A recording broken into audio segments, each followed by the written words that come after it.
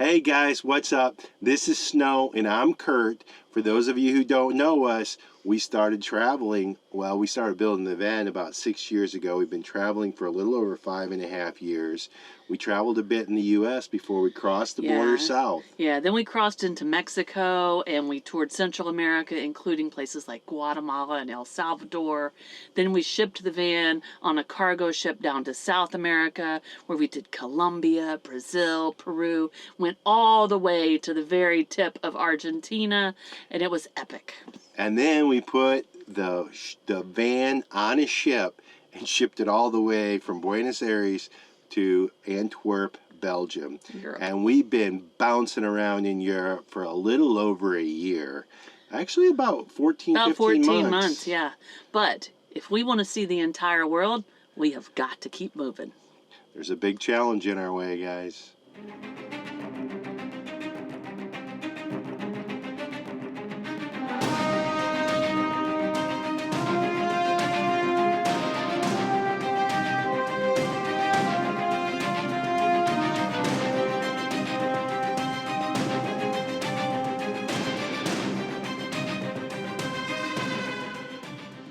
Some of you may be brand new to our channel, but for those of you that have been following for a while, you may think we've just been relaxing down here in the south of Spain, because we did rent an Airbnb and we've been there for 5 weeks. But let me tell you guys something, there has been no relaxing going on here. We have been all hands on deck getting ready for our next adventure. Now, we have done some extreme overlanding in Central and South America and Mexico. We've been to places that are very remote, hard to get to, no infrastructure, that kind of thing. And maybe not so safe in some cases, but definitely an adventure. Now, here in Europe, things have been a little bit more relaxed. I mean, there's roads, there's clean water, there's restaurants and grocery stores everywhere. If you need to get something shipped in, no problem, DHL will bring it to you. So that's not what it's going to be like where we're going next. So we had to really focus for this past 5 weeks. This is by far our biggest challenge to date. And you may have heard Snow bring up a new term, right? We've always referred to ourselves as van life travelers, and now we are talking about overlanding. Yeah, overlanding. And that is because we are going to Africa. And Africa is going to be rugged and raw, and one of the biggest challenges we've had to date. Now, for those of you who know a little bit about Africa, we're not just putting the van on a cargo boat and shipping it down to South Africa to do the safaris. No, we are going to... And we're not just popping down to do Morocco and Senegal and pop right back up to Europe. Yeah, it's going to be a big challenge. We are going to start in the north up in Morocco. We're going to ferry down. We're going to go down the east coast all the way to the southern tip and back up the west coast, or east coast. A bit more about that in a second. But let me tell you, Africa is a huge continent. It's the second largest continent on the planet. In fact, if you look at Africa on the map, you can fit the United States, China, and most of Europe into Africa. But the point is, Africa, I believe, has like 54 countries. So Africa has more countries than we've even been to yet. Yes. It's crazy big. Now, Africa is broken up into regions. So Africa is huge. There are 5 regions in Africa. The North region, the West region, Yeah. the Central region, the South region, and the East region. So 5 regions. And on this journey, we will be exploring some of each of those. Yeah. Now, for this stretch, we are going to be focusing on the north and mostly the west coast. Yeah. Now, that's going to include countries like Morocco, which is North Africa. And then we head down into West Africa, where we're going to do Mauritania, Senegal, the Gambia. We're going to back into Senegal. We're going to go back down to Guinea, the Ivory Coast, Liberia, Nigeria, Ghana, Cameroon. It's going to be crazy, guys. This is known as the toughest overlanding track in the world. Not many folks tour this part of Africa, and there is a reason for that. It is hard, rugged, and tough. So you may be wondering why we're doing it. Well, first, I want to remind you guys, we are not rookies. We've been out here doing this for over 5 years and been to some pretty remote places on this planet already. In fact, this will be our Series 14 already over on YouTube.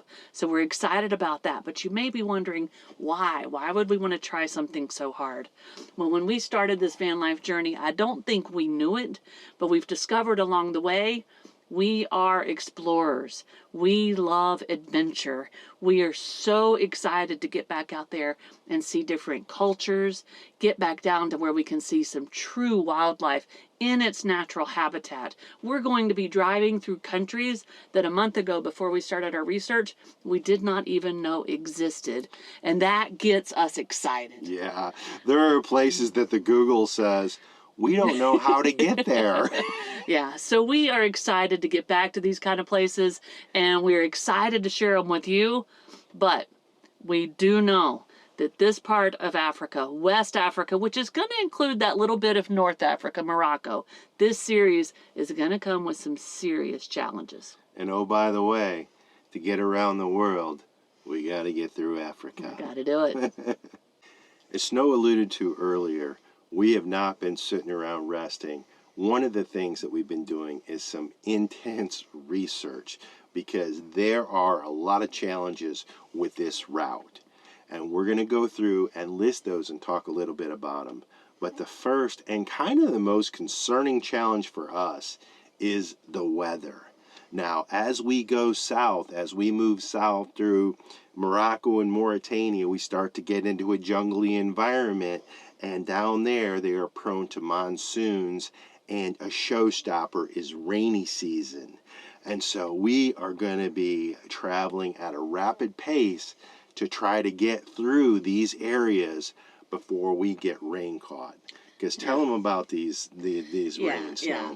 So what happens is the roads don't have the ability to deal with the amount of rain that comes with these things. So if you don't beat rainy season in places like Nigeria, Cameroon, and Guinea, the roads just turn to mud pits. I mean, quite honestly, gone. some of the roads are just, that's what they are. They're just dirt, mud roads. The major highways are just that. And so you have all the big trade traffic, the big trucks and stuff, and when it rains, they just turn these into a swampy, muddy mess. And there is no way anything can get through them. So in that part of the world, things just stop during rainy season because you can't even get from one village to the next without walking.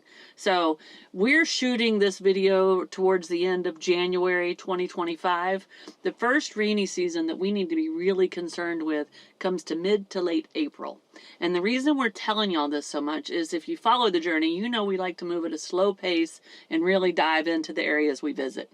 We do not have that luxury in West Africa. We must get all the way south along the western border through Cameroon before their monsoon season starts, which is mid to late April. So now that you know there's a race against the clock, that brings up another challenge, which again required a ton of research because we are going to be crossing a lot of borders, and there are different requirements for visas, for our vehicles, and for the pets. So some of the visa requirements are you actually can show up at the border and get a visa on arrival, pay a fee, just like we're used to in most of the countries that we've traveled to. Well, and I want to stop right there and say one thing. As Americans, we realize we are very fortunate with the power of our passport. And for most of our travel life, we've been able to just come up with our passport at a border and spend a few minutes and get a stamp and go on through. We did not have that luxury in China. Before van life, we had to go through the whole formal visa process, but that is the only time we've had to do it. So for us, this is a new process. And at every border, it's different. Some of them are e-visas where you go online and you register and you pay. And some of these systems are very antiquated and difficult to use and inconsistent and can create issues. Yeah. And another thing, if you're traveling to Africa by plane, you likely, if you're required to get a visa, will go to your embassy to get it in the United States or whatever country you're from. Well, we're not there. Yeah. So we have to go to other embassies and try to get these visas. In the countries beforehand, like an example is when we're in Senegal, we have to go to the major city of Dakar and visit likely at least one, maybe two embassies or consulates trying to get visas for countries we want to go through. So it's a big learning process for us. We have done a ton of research. Curt put all of his information in a wonderful spreadsheet. But what we're going to do is, as we encounter that stuff, we'll be sharing it with you in the video that it pertains to. But you need to know you don't just drive through here. And there is some inherent risk involved with it because you could get stuck at the border for days. And we are on a race against the clock. And it changes from day to day. When we first started researching this, you went up to the Mauritania border with your passport. You answered a few questions. You got a stamp. You went in. No. A couple of weeks ago, we learned now it is an e-visa process. So there's rules and there's guidelines, but we're learning this is Africa. Things change. This is Africa. All right, so when we get to a border, it's not just me and Curt that we're getting across the border. We're also taking our little tiny house on wheels. Our van has to get approved to go in and out of these countries as well. Now, we've dealt with this in the past. In Mexico, in Central America, and South America, there's a process that's different in every border, but it's pretty similar. It's called a TIP, a temporary import permit. And you just have to give some documents, spend a little time, and they're going to give you an official piece of paper that means you can take your van through that country. It's kind of similar here in Africa, except for there's so many more borders, there's so many more languages, and the processes are all just tweaked different, just a little bit different. And some of them are actually very difficult. Now, for the past 14 months, we've had it easy in Europe because there's the Schengen zone and the European Union. And once you get in, you can just zoom around and cross borders and nobody cares. There's literally no import process. The only rule is you can't stay in for longer than 6 months. But anyway, I digress because those easy days are gone. We're fixing to have to dive into some serious paperwork. And this is Africa. Now, to be fair, every country has import laws, and some of them are more strict than others. And so the United States has some strict laws as well. So we are not knocking on any. But a lot of countries in the world require what's called a carnet de passage. And what that basically is a bond that you put against your vehicle to ensure that you're not going to illegally import and or leave your van or your vehicle in the country. In other words, you're just going to go through, you're going to temporarily import that in and out of the country. And as Snow said, a lot of countries we've been to, you're able to easily get that at the border. Not so fast. Some countries here require a carnet de passage, and some will reluctantly give you a sort of temporary import pass. Here they call it a passavant, and there's a couple other terms that they call it for. In some cases, it's a very informal process. They'll do it at some borders, other borders they won't. Some of the borders, well, they actually do it are quite remote. And so it's really kind of, you have to learn your path and how to get the vehicle through the customs, the aduana, and all that, and get it approved so you can get it in and get it stamped out. Now, just a note on the carnet de passage, you might say, well, why aren't you guys using one of those? I can tell you it is very expensive, cost prohibitive for us at this point in time. The cost is based on the value of the vehicle, and so it's a percentage of that, but we're looking at a deposit of upwards around $20,000 to $30,000, administration fees and all that. So the total cost that you won't get back is anywhere between $2,000 and $5,000. And oh, by the way, that is only good for a year. Yeah, and they keep that $20,000 to $30,000 in an account that you can't touch for that entire year. Yeah. And that's just not something we're comfortable doing. So we're gonna take the side route. And guys, this is something that other overlanders, other people who travel like us, who have done, and it's documented. But just like the land borders and all the other stuff, there's places where you can go and places you can't go, and some of these borders are pretty remote, and that also leads to the next point. Yeah. So we have decided not to do the CDP, the Carnet de Passage, that costs so much money, which means at a couple of borders, we're going to be paying some pretty hefty, excessive fees, which rolls us into the next item, which is corruption. So one of the things that's documented in the research that we've done is there are going to be not only a lot of borders to cross, but also a lot of checkpoints. Some of them by police, some of them by military, and some of them by locals. And, you know, for those of people who don't travel through there, who don't know the country, it can be hard to know what is what. And I don't think there is going to be a percentage of people in all those arenas, whether it's stops, checkpoints, or borders, who may ask for additional money, or, you know, try to say that your paperwork's not right or something's wrong so that they can get additional money. Now, again, this is something that we have encountered in our travels before. In both Central and South America, we've encountered this. And so we do have some experience in dealing with this.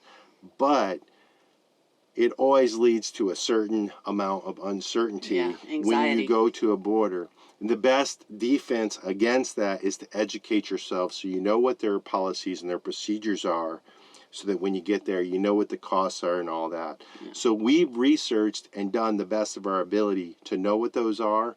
But quite honestly, in some countries, it's just ambiguous. Yeah. And when you have a checkpoint or a toll that pops up, you don't know whether it's legit or not. Yeah. So we'll be dealing with those along the way. Yeah. And that is another thing we will cover with y'all as it happens in real time in those videos. In our past policy, we've always said we don't pay bribes. But you never know what's going to happen, so we'll just keep y'all filled in. As I said, you don't know until you're in the situation. Yep. So. But we will share it with you. Yeah. Now, the next challenge may sound silly, but where we're going, it is not. And it is food and water. We will be traveling to literally some of the poorest countries in the world where clean vegetables, refrigeration, and drinkable water are luxuries.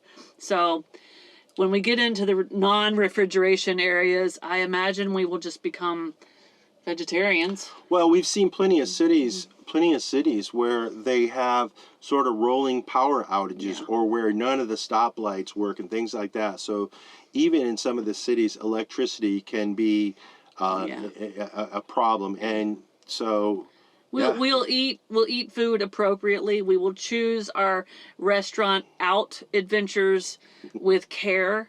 And as far as water goes, here in our little tiny house, we have a very advanced water filtration system. But just like we did in Mexico and Central and South America, we will always do our very best to buy potable water, find potable water, and only put potable water in the tank. But if we do get in a circumstance where there is no potable water, our filtration system is set up to handle that. So we are ready for that part, but it is a challenge going through this part of the world. It's a challenge, and particularly when we're moving fast, we're not always going to have time, to stop. And there are going to be some long, remote stretches that we have to plan for. I think there might be a lot of peanut butter and jelly sandwiches in our future. And another thing along those lines with the cats. We've done our research on the cats. They've gotten their latest set of vaccines and some extra worming and some extra care here at the vet in Spain. They are medically and paperwork ready for Africa. at least until we get down to, I believe, Namibia. What we have learned is that some of these countries have requirements, but no one enforces it, no one checks it. So we're self-governing ourselves with the kiddies on that. They have all their paperwork. They are good to go.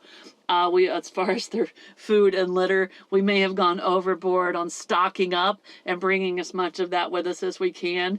The back of our van probably weighs an extra 200 pounds from cat litter. She's exaggerating a little bit. A little bit. But if you follow the journey, you know we love these little fuzzy fur babies, and we're going to do the best we can to take care of them. They are ready for Africa, and I will tell you, we're rolling into our 5th week here in this Airbnb, and they are stir crazy. They are bored. They're ready for their sliding glass door to open and them to be able to see a new view every night. So don't worry about those guys. I think we're rolling into like the 35th country or Something so like for that. the cats. Yeah. They're very well traveled. It was kind of an impromptu decision to come to Africa. I mean, it was always in our plans, but we changed them. And we kind of sprung it on our family and friends. And all of them, once they knew we were going down the west route, said, be careful. They were really worried about us. And we want to let you guys know that we take safety very seriously. Yes. So we learned a lot when we were going through Mexico and Central America and South America on how and where to research the safety of a country. First of all, our U.S. State Department has an amazing website where you can click on the maps and it'll give you travel warnings. What a lot of you don't know is you can drill even farther down and just keep clicking and clicking, and you can actually get to memos that are sent to the local embassy employees. So you know exactly where you can and can't go in a country to be safe. And even some of the European countries have Yeah. really good information. The This UK. is sort of like their Pan American Trail. This Yeah. is their Mexico, South America, and so there's some good information from them as well. Yeah, the UK has a great website. Their government website provides a lot of detail as well. So we start there. We also have Facebook groups for people that travel like we do. We have our trusty apps, iOverlander. Now here in Europe, you use Park for Night. iOverlander is geared for more rugged places, so our research has been focused on that because that's what most people use down in Africa. So you're looking at real-time updates from people that are traveling through there right now. A lot of blogs from other travelers who've done the routes, and most importantly recently because as Snow said, these guidelines and these rules really are fluid. Yeah. So there are some countries we will not go to for safety, and that may be for any person to go to, or some of them are specifically that Americans should not go to at this time. And some of those countries, this isn't a full list, but some that we are skipping to let you know we're not going to really, really unsafe places. We will not be going to Algeria, Mali, Libya, Chad, Sudan. And that's a lot of North Africa where there's a lot of the terrorist activity and stuff going on. We're staying clear of those kind of places, guys. Do not worry. We are going to some poor places, some impoverished places where it's village life and they live off the land. From our experience in Central and South America, that's where you find the kindest, most helpful, most wonderful people. And we're excited to get back out into that kind of traveling. We love the rural bits. In fact, we would love to be able to avoid the cities, I think, for supplies and more importantly, some visas and some of the other stuff that we talk to. There's going to be some cities that we have to go into. But just like in any country that we ever travel to, the cities always are the biggest risks and have the highest crime rates and all that type of stuff. And so those are things that we're well aware of. We have done our research. We're good to go on that. Our van has lots of built-in security features that we will never share on social media because then they wouldn't be safe anymore because people would know what they are. We are looking out for ourselves, our house, and our cats. Do not worry. All right, the next one. Anytime you hear of some hot new virus or infection or mosquito-borne illness, it seems like it comes from Africa. And unfortunately, that is true. Malaria being one of the main ones. It was, 10 years ago that the Ebola, I could be wrong on the 10 years, several years ago that the Ebola breakout happened here in West Africa, countries we will be driving through. Dengue fever, monkeypox. Yeah, there's a lot of stuff to deal with. The main one that you have control over is malaria. Now, there are different ways to deal with this. If you're new to the journey, you may not know I have a serious heart condition and take a lot of medications. So we will be meeting with a cardiologist in Morocco to help me decide the best way if I should or shouldn't take the preventative medicines. But when you're traveling through countries that have a high rate of malaria, you can take a daily dose of a medicine to help prevent it. Another option would be carry with you, we will do this for sure, carry with you testing kits. So you can test yourself if you think you have it, and medicine that you can take right away until you can get to a doctor to be treated. So we are taking that kind of stuff serious as well. And the smart thing to do is for Snow to get medical advice, and that's exactly what you're doing. If you guys know Snow, she is up on that stuff. And that I gotta take care of this heart. Yeah, yeah. But I still gotta keep living 100%. And traveling the world. But malaria and other diseases like that are something that we have to think about and deal with. That is a big challenge for us. Yeah. And the last one I think we're going to talk about, and we've already touched on this, are the roads. And I think, you know, for me, the weather, of course, the timeline and all that stuff is a big challenge. And a lot of it is because of the roads or the lack of the roads. As I already told you, there are places that we are going to be going that the Google has never been. You can't just drop the little Google man in there and see what the road looks like, because he hasn't been there. And so the conditions are going to vary from tarmac or paved roads, all the way to gravel, to dirt, to mud, and to some sandy trails, to ditches, and whatever else. And there are several places in different countries that are a big concern for us. One thing I want to say here is throughout this video, we've been dropping in clips either from Instagram or for some blogs. And these are from road warriors that are out there doing it right now or have done it within the past year or so. And that is where we get our most up-to-date and current and wonderful information. Whenever we've put their clips in here, we've put their Instagram handle or their blog name or whatever on the screen. All of that will also be listed down in the video description if you guys want to go check out these people that have gone before us, and we thank them for all of the intel they've been giving us. Some of these clips will probably scare you, some of them will sober you up, and some of them will make you give you a little sigh of relief. Some of them are going to make you say, Snow and Curt, what are you doing? Your van can't drive on those roads. But I will tell you what it did to me. We recognized that we had to make some big modifications to the van. And also, I should say that we've been in the van now for over 5 years, and so many of you have said, what would you do differently with your van? So the next video we have coming out is going to be what we did, not only to prepare the van for Africa, but after 5 years of living and traveling in this van around the world, what would we do differently, and what did we do differently to get ready for this amazing adventure that we're about to go on. And it's going to be so amazing. We've decided we're going to probably drop some videos more real time on Instagram. Yeah. So if you're not following us over there, just search Snow and Curt, and as we get our way down through Africa, there's probably going to be like some little sneak peek stuff that happens over there. I can tell you, this adventure is going to be a little bit different than anything we've done. I mean, after our research, I'm so excited. We're nervous, we're excited, we're charged up. We have not been this invigorated about travel for a while. So buckle up, guys. This is going to be real, raw, and intense. If you have not already, hit the subscribe button. If you hit the thumbs up, it helps us a bunch here on YouTube, and it's very appreciated. If you don't want to miss any of these crazy West Africa videos, make sure you hit that little bell so it notifies you when we drop a video. We'll see you guys in a few days. And if you have some questions, leave them in the comment. And remember one thing, this is Africa. Oh, let's go. Cheers, guys. Cheers. If you like this video, be sure to subscribe to our channel and hit that notification bell so you guys know when we put out new videos. And don't forget, you can always follow us over on Instagram to see what's going on in between videos. Cheers, guys!